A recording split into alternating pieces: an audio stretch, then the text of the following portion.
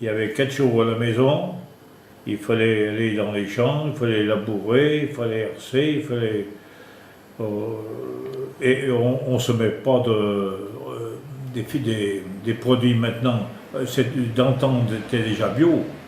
On herçait les céréales au printemps, on ne désherbait pas. On herçait et on roulait. Parce que pour en tirer les cailloux que la herse avait sortis pour maçonner à la lieuse, la moissonneuse lieuse. Alors c'était tout un fourbi, c'est les chevaux qui marchaient, puis les bonhommes qui suivaient par derrière. Hein. J'ai travaillé avec les chevaux, et quand je suis rentré du régiment, après la guerre d'Algérie, là, j'ai fait quand même 28 mois. Alors en 60, oui, en 59, nous avons acheté le premier tracteur. Alors je labourais avec le tracteur, et les chevaux faisaient marcher la herse, parce qu'on n'avait encore pas de herse. Pour le tracteur, c'est les chevaux qui traînaient la herse pour les faire les semis. Voilà. Et puis après, ben, il fallait garder les chevaux aussi pour faucher. On n'avait pas encore la faucheuse pour aller qui allait sur le 3 points du tracteur, c'était les chevaux qui fauchaient. Puis après, ben, les chevaux, ben, on a acheté après l'équipement pour le tracteur. Après, il a fallu, on s'est démonté tous les chevaux. On n'en gardait plus qu'un pour faire la vigne, puis pour faire la bricolerie.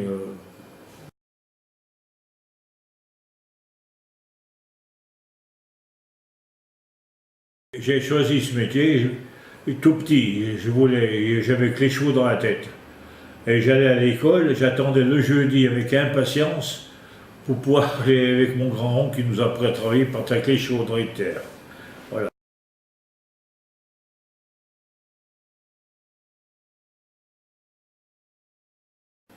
Ben, en ce moment-là, cette époque, quand je travaillais, je faisais alors 50 hectares à la ferme, on faisait de la polyculture. Voilà.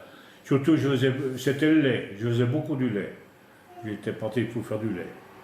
Et j'avais un peu les appareils. Puis quand je suis arrivé à la retraite, il fallait changer le matériel, le temps qu'elle est, la machine, c'était tout fatigué comme le bonhomme. Alors ça, on a tout pris la retraite ensemble. Et ouais.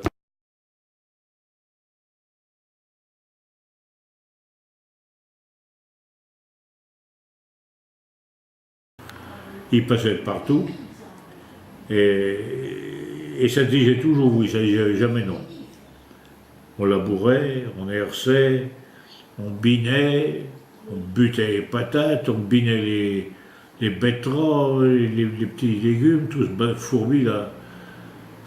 Il fauchait, il moissonnait quand il faisait traîner la lieuse, il en fallait trop pour moissonner. Et puis après, il fallait réduire, il en fallait aussi 3 ou 4 chevaux pour charrier les charrettes. Et puis ça recommençait, dans l'été, bon, on déchaumait, on galérait, on passait le cultivateur dans les terres pour préparer les semis pour l'automne, pour pouvoir labourer correctement.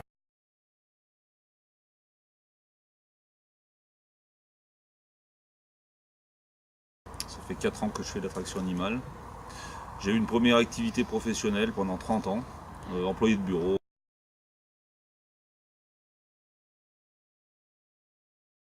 Bon, j'ai toujours été dans les chevaux depuis. J'ai connu les chevaux de trait depuis l'âge de 6 ans.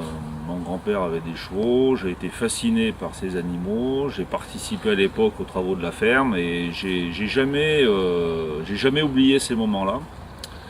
Donc dès que j'ai pu avoir un cheval, vers l'âge de 30 ans, je me suis mis à faire de la randonnée en extérieur avec des chevaux de balade en fait. Et puis ça a fait son chemin.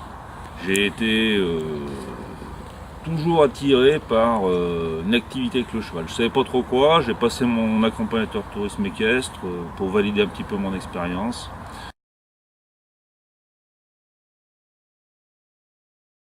Les activités que je propose avec mes chevaux de trait sont issues de 2 formations différentes en fait, mais qui finalement sont très complémentaires. Donc la première, c'est un travail en vigne que je propose donc chez des viticulteurs où je vais travailler sur leurs parcelles, notamment en travail du sol.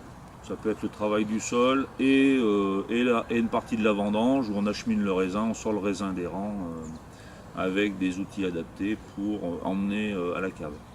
Et puis le travail du sol, eh bien, c'est du labour, du décavaillonnage, du butage, tout ce qui va nous permettre de maîtriser l'enherbement et de donner une bonne vie au sous-sol en le travaillant régulièrement.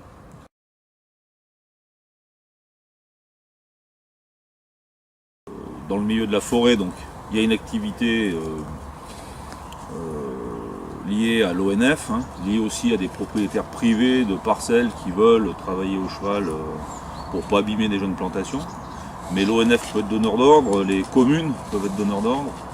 Alors notamment, encore une fois, soit les accès sont difficiles et le tracteur est difficilement employable, donc on fait appel au cheval, soit par éthique, ça peut être aussi une volonté aussi de communication pour dire voilà, on emploie le cheval, c'est plus propre, etc.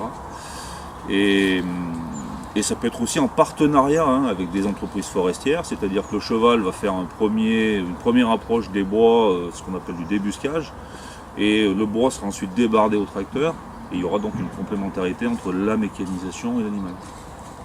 Ensuite, d'autres donneurs d'ordre potentiels en vigne. Beaucoup de prestataires aujourd'hui interviennent chez des viticulteurs qui souhaitent travailler leur vigne au cheval pour des raisons aussi soit de pente assez importante qui empêchent la mécanisation, soit par conscience que le travail du sol au cheval est beaucoup plus pertinent et amène à un résultat de moindre tassement dans les rangs, active la maturité des vignes et donne de meilleurs rendus.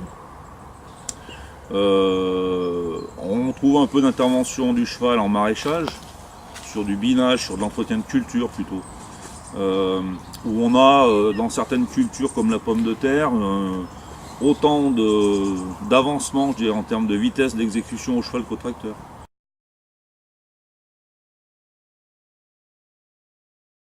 En termes agronomiques, on a des études qui démontrent qu'aujourd'hui le travail du sol avec un cheval, donc avec des outils adaptés, plus petits qu'avec des tracteurs, va permettre des cultures plus douces, va permettre un moindre tassement des sols, une terre plus vivante, donc des résultats agronomiques intéressants. Donc dans les vignes aujourd'hui on n'est plus en train de faire des expériences, c'est démontré depuis bien longtemps, et la pratique se fait de plus en plus courante.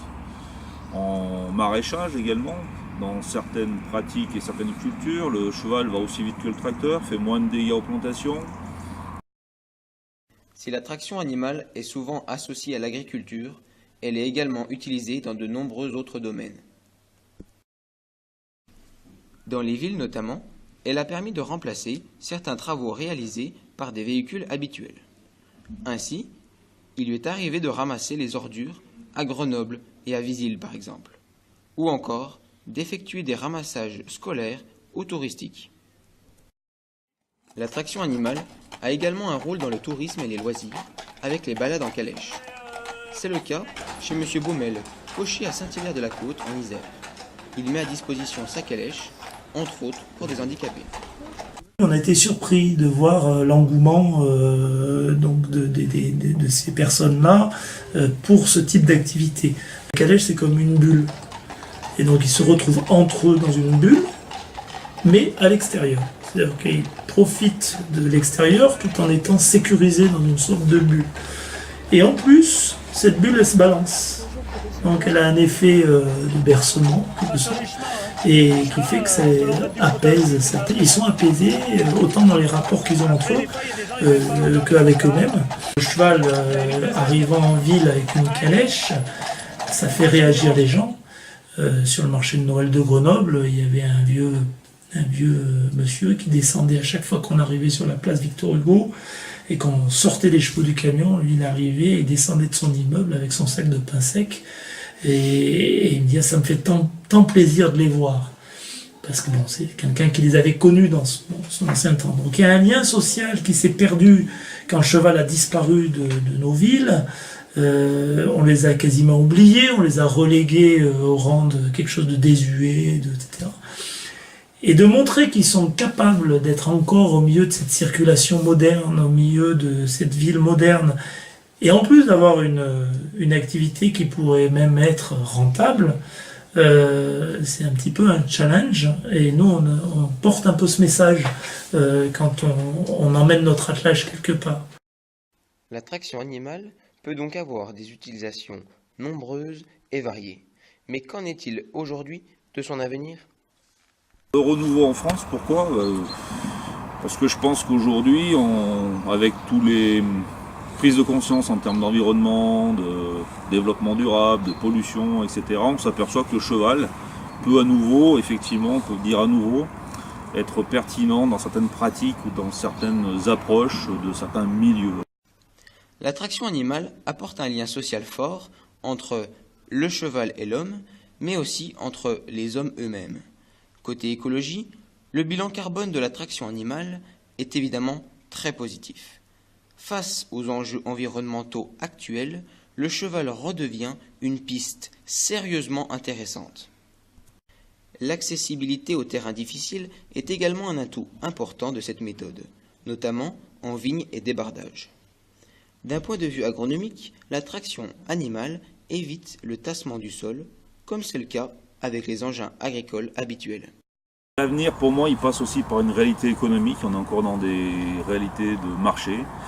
Et il n'y aura de l'avenir pour la traction animale que si, à un moment donné, il y a une volonté, qu'elle soit politique, mais aussi une prise de conscience. Si j'ai un conseil à donner, c'est justement de s'entourer de conseils de personnes qui sont déjà dans ce type d'activité, d'aller les voir et de leur poser les bonnes questions de façon à ne pas se tromper de direction, quoi.